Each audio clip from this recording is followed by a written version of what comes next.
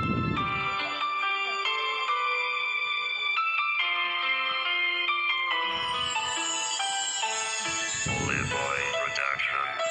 vào mây theo cơn gió, xin hãy cuốn tôi đi thật xa, hãy để nụ cười che dòng nước mắt của tôi trôi đi đừng rơi mà, hãy giúp tôi quên đi thôi cơn cứ cầm đèn thở giờ hy vọng một tin nhắn đến của chỉ một người mà hàng ngày tôi chờ mong. Có lẽ tôi ngốc rồi thì tôi đây đau phủ nhau, khi yêu mà ai lại chẳng như vậy, để đó làm tim đau ngàn lần. Mọi người đừng gần bên người mình yêu nhưng tôi lại xa về khoảng cách nơi ở, khoảng cách tình cảm nhẹ dần trái tim con trong sạch. Yêu xa là thế, phải biết hy sinh, phải biết cố gắng tạo niềm tin, phải biết kìm nén cảm xúc vào trong và coi nó như là vô hình, không được suy nghĩ gì lung tung, mất đi niềm tin về tình cảm và hãy cố gắng vượt qua tất cả. Cái quan trọng nhất là thời gian nhưng mà khó lắm.